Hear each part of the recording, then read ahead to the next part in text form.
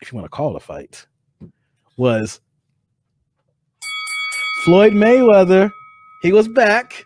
He fought Logan Paul on Showtime on pay-per-view, $49.95 in Miami. That was the price. And I'm sorry, people, my hair is just getting long here. I'm having problems here. But Floyd fought to an 8-round, I guess, draw in the exhibition because there's really no rules. But I know that you have a certain funky feeling about this because we talked about it many times about the exhibition fights, a pro fighting a novice. It might be ruining boxing, or oh my God, the greats are rolling around in their graves with this stuff here, But hey, Floyd was back. I wish he had said exhibition right after, because at the end of the day, that's what it was, folks. It was an exhibition, or like you had stated that. Who said it and quoted? It was a bank heist. Oh, Floyd said it. Let's get into this here, right? It's not really much to diagnose when it comes to boxing with this one. That's the one thing that I can say that I hate, because if you watch the show, I'm a boxing nerd and I dissect every single thing. So from the actual boxing standpoint, I can't dissect it. It's really a sideshow that we're going to dissect here, basically. And he'll be dissecting that. I'm in the Stephen A. of ESPN camp of this is bad for boxing. I'm gonna let my friend right here roll with it. It wasn't bad for boxing. I keep hearing this crap about bad for boxing. It was bad for boxing. We've been hearing that boxing is dead. This is bad for boxing. How boxing is gonna recover from this? Hey, Muhammad Ali did exhibition fights worse than this. And his fighting take wasn't after he retired. Muhammad Ali was out here doing this stuff. Rocky Marciano was out here doing this stuff, and we don't demonize the greats. The reason we don't demonize the greats because at that point boxing wasn't dead or wasn't declared dead by anybody. It was people declared them dead back then. Nah, nobody was saying. We've been saying boxing is dead for the last 75 years. Nobody's been saying that. Come on, come on. It's been dead, declared by the MMA champs out there who want to see boxing. It was called dead before MMA got popular. It wasn't dead. You know why people say it was dead when the pay-per-view model came out, and people are pissed off that George Foreman history here. George Foreman had the first pay-per-view. Right? People were mad as hell about paying for that. Yeah, that's different. If you want to be a cheap ass about it, I get it. But people said that boxing was dead because now we got to go ahead. It's bad enough. It's not on Wide World of Sports. Now we got to go to HBO. Now we got to pay a pay-per-view. Boxing's dead.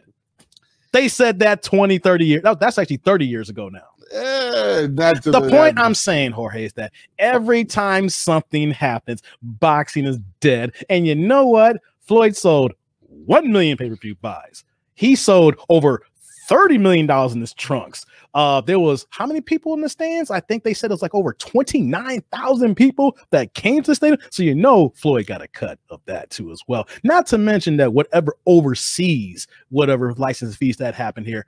When he said legal bank heist, I would not be surprised if Floyd, they said 50 to 100 million. I sent a low and he made about 70 million. I look, at the end of the day, I'm not going to get mad at them one bit. They made the money. It was a legal bank heist. If the people decided who purchased the fight and went to go see the fight, ignored the fact that it said exhibition on there, you know what? That's not my money. That's your money. Here's the thing, though. It's entertainment, Jorge. It is entertainment. Floyd told us ahead of time, this is a legalized bank heist. So we know that he knew what the deal was. Floyd is even though Floyd, they joke around, it's like he can't read. He pays someone to read that contract. And the contract says, I'm going to fight this dude for 8 rounds. I'm going to get this bag. I'm telling y'all what's going to happen here. And it's your choice to buy it and be entertained or not. But this was going to happen here. And 1 million people bought it. They were entertained. I didn't have a problem with it, even though I didn't buy it this one here. I wasn't home in time to actually order it because I got home late because I actually have to work on Sunday. And I know that you was like, "Thank you, Dave, for not buying it." No. See, that you had my voice in your head saying, "You know what? If I buy this, Jorge gonna give me shit about it. I'm not gonna buy it. I'm not gonna buy it." Mercy. I'm like, and Dave, and you did a great. You did great. I didn't get no text from you. I was working. No updates. I was working. No one telling me what the hell I was working. I came home late. I didn't want to hear anything about the fake round 1 and fake round 2. Well, Floyd didn't really throw any punches in the first 2 rounds. That's what I'm saying. I don't have to watch to know what the hell's going to happen. Come on. But let me give my quick analysis. Floyd's a team player for Showtime and CBS.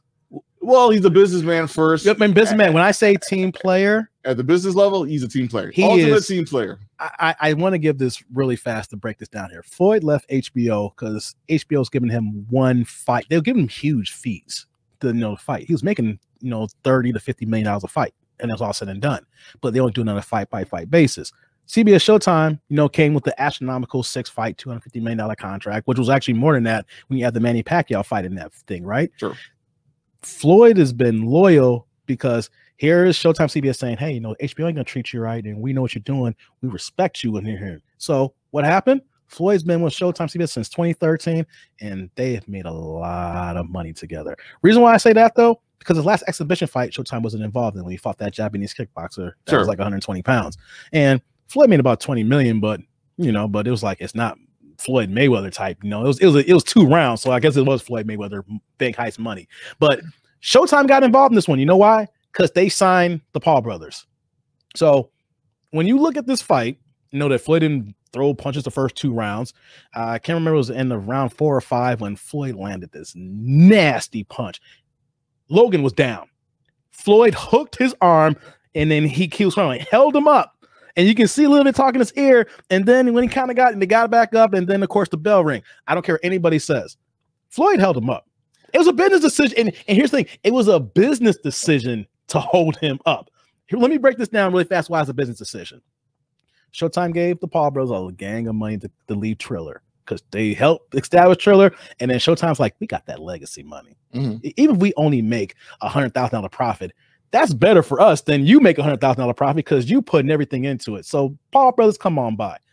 If Floyd does these exhibition fights and he knocks these guys out or be within 4 or 5 rounds, no one's going to do another. No one's going to want to fight him. He's already the greatest defensive fighter of all time with Pernell Whitaker. And there's another, I can't think of the other fighter I'm thinking of from the 1940s or 50s. That just drew a blank right now as far as defensive. But Floyd is 1, Pernell is 2. If Floyd's the greatest defensive fighter of active fighters, what the heck is an exhibition fight going to do with a guy who had 1 fight? So what's Floyd doing? If you watch his first 49 fights, he has his shoulder roll, kind of Philly shell defense, but the shoulder roll that he uses patented. He has not used it against Conor McGregor. He did not use it against that Japanese kickboxer. He did not use it against Logan Paul. He basically said, I'm going to strip off my greatness, do an orthodox boxing style, 8 rounds, make this money. Showtime cuts me a check. I carry this guy, and then I'm off to the next Paul brother or next exhibition fight. It's a business decision. He is showing us what he's doing, Jorge. He is letting us know. Then he's telling us before the fight now. And people are upset. I wasn't. No, I'm not saying you, but I'm just throwing it out there because we do a boxing show, and there's a lot of hardcore boxing fans like Stephen A. Smiths of the world are upset. If you follow the sport like you do basketball or football, just do a basic watching of it here. Floyd told us what's happened. You can't be mad at the man. It's like the guy and the girlfriend, and then the man's a serial cheater, and he's like, I was a dog before I got with you. I think if you had to look at it, I don't think Stephen A's mad. Okay, so the fight, I don't think you get mad at the business aspect of trying to put the exhibition. I'm not mad at Floyd or the Paul brothers in this case of putting a fight together. I think Stephen A's probably more mad at the million fans that bought it because at the end of the day, and you know what? At the end of the day, he's enabling it. That's what essentially the concept of this continues on because there's a market for it, and unfortunately, that's what it is. Is it bad for boxing? You can still have the opinion that it's bad for boxing and still appreciate the business acumen of a Floyd Mayweather. I think those are 2 mutually exclusive thoughts that don't interact. They're not, they're not one and the same. Those are separate ideas that you can actually have a belief on one end and on the other end as well. But at the same time, it's like as this continues, I'm still going to be on this. I'm agreeing with Stephen A. on this, but at the end of the day, as long as there's a market for it, all I can complain about to some degree is what Stephen A.'s complaining about. As long as the fans keep buying for it, we're going to keep having this. But it's not the boxing fans who bought this fight. Exactly. So that's what I'm saying. That's the thing, though. It did 1 million pay-per-view buys. And that was all contributed by the fact of the popularity of the Paul brothers and the fact that Floyd's got loyal stands. He's one of the biggest social media influencers in the sport game as far as athletics, right? So he's going to have dedicated fans buy whatever he buys. That just happens to any celebrity, right? You have your core who buys what you buy. You add the Paul brothers with 19 million social media followers on Instagram, whatever they got going on here. All you need is a fraction of it and what they got to get the 1 million pay-per-view buys. And so I'm just saying that people are upset, the true hardcore boxing fans, but the boxing core did not buy it. The boxing core is going to be buying Tyson Fury, Deontay Wilder 3. Yeah. The boxing core is going to be buying the next month. We're going to talk about it, Errol Spence, Manny Pacquiao in August. You know what I'm saying? Or the boxing core is probably going to get their DAZN subscription and pay for, we're talking about Anthony Joshua and Usyk. Yeah. This is, you're going to have some carryover boxing fans because there's guys like me, even though I didn't buy it, that likes entertainment and doesn't take everything mother effing seriously. Now, if you can go into watch these fights like, hey, you know what? I'm going to pay my money to be entertained. And, you know, whatever happens, happens. That's the way you need to look at this. We shouldn't be like, oh my God, it's ruining boxing. No, but the people who bought it ain't the ones who are saying it's ruining boxing. It's us who say it's ruining boxing, but we didn't pay the money. Floyd made all this money here and told us about it. So the hardcore boxing fans didn't buy it. So I don't want to stay on this. I'm just saying that there's a lane for everything. And I think we're prisoners of the moment.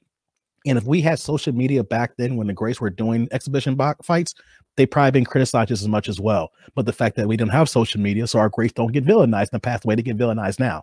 If Michael Jordan's around on social media, oh, we would be killing that dude. You know what I'm saying? I'm just using that example because I've been around in circles where Michael Jordan's been at. And if we had social media back then, we would not look at Michael Jordan the same way. So I'm just looking at like, yo, it's a lane for it, but it's not killing boxing because the true boxing public is not buying it. It's the casuals. You made a good point about like I said, Muhammad Ali and Rocky Marciano. A lot of this stuff being done back then as well too, though. But for the check, but Muhammad Ali was broke when he did it. He if anything was like, yo, he was hurt. You know, Floyd's doing because he's stocking his money for his kids. He's already saying it's legacy for my kids to get this.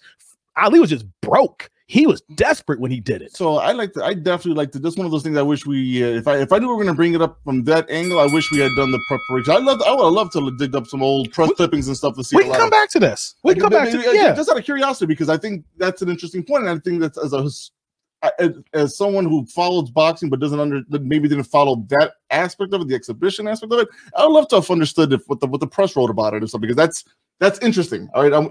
Because to me, I mean, Rocky 3 had Thunder Lips and Rocky Balboa, baby. They set it up already. We've been watching this. But that's different though, right? Where Rocky, you knew was you going to a theater, Rocky got thrown out the ring.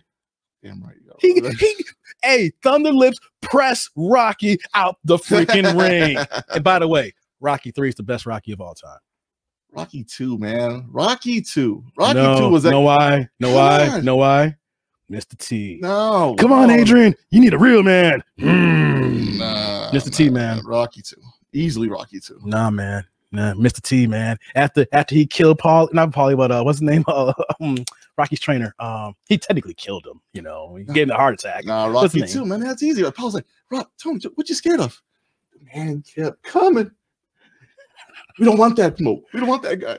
Hey man, we just went on a 1 minute Rocky tangent. Hey, by the way, we need to we should do a show on ranking our Rocky movie. We should watch all the Rocky movies and then have like a breakdown of round by round, round by rounds, and then our favorite ones. We know that Rocky 5 is the worst one. We just put that out there right now. That's the worst one. But we should just do a dedicated, like a rewatchable on all Rocky movies. Rocky 2 was fucking awesome. I love Rocky. I love Rocky 2. I love Rocky 2. I'm just saying that when you had Rocky 2 and you add Mr. T to Rocky 3, that's it, baby. Mr. T, you need a real man, Adrian. No, not hey, still 2. Boxing now fans.